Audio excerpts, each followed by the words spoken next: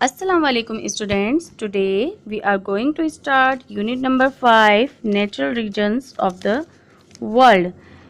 Students, before discussing the natural regions, we should know that our earth is divided into two parts by the equator, which is on 0 degree. So there are two types of lines on equator, vertical and horizontal.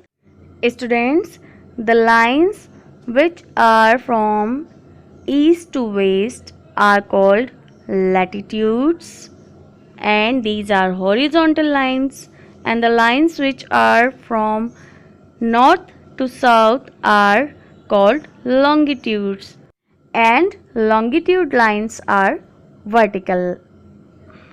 Students, through these lines we can find the exact location of a place on the world map or globe.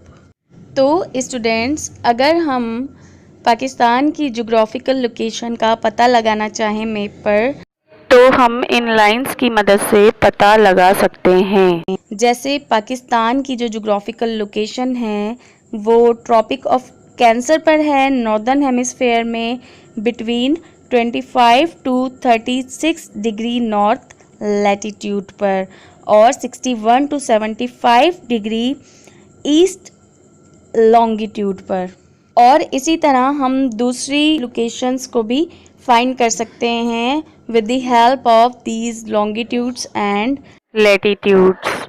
इसके अलावा ये countries के time zone को पता करने में भी हमारी बहुत हेल्प करती हैं। जैसे पाकिस्तान में अगर दिन है और अमेरिका में रात है तो वो किस वजह से है, वो इन्हीं लॉन्गिट्यूड्स और लैटिट्यूड्स की वजह से होता है।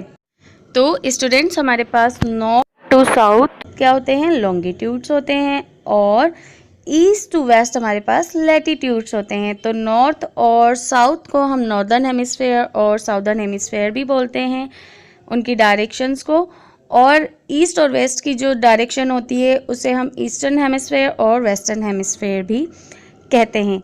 नेचुरल रीजन्स के कैरेक्टरिस्टिक्स जो हमारा मेन टॉपिक है। अब नेचुरल रीजन्स क्या होते हैं? नेचुरल रीजन्स ऐसे रीजन्स होते हैं जो अपने ज्योग्राफिकल फीचर्स, क्लाइमेट और हैबिटेट की वजह से पहचाने जाते हैं। जैसे माउंटेन्स हैं, प्लेट्यूज़ हैं, फॉरेस्ट हैं, ये सब क्या हैं? ये ज्योग्राफिकल फीचर्स हैं किसी भी कंट्री के। अगर हम क्लाइमेट की बात करें तो पूरी दुनिया में कहीं वार्म क्लाइमेट होता है, कहीं मॉइस्ट होता है, कहीं रेन फॉरेस्ट होते हैं। तो स्टूडेंट्स, ये जो ज्योग्राफिकल फीचर्स होते हैं या ये जो क्लाइमेट है, ये सब चीज़ें मिलकर क्या बनाती हैं? ये सब चीज़ें मिलकर एक रीजन बनाती हैं, एक खित्ता बनाती हैं। So there are 3 major natural regions in the world: tropical, temperate and polar. Students, अब हम ग्लोब के हिसाब से देखें तो हमारी ग्लोब में जो ट्रॉपिकल रीजन्स हैं वो कौन से हैं? वो रीजन्स जो इक्वेटर के बिल्कुल करीब होते हैं, नियर द इक्वेटर होते हैं, वो कहलाते हैं ट्रॉपिकल रीजन्स।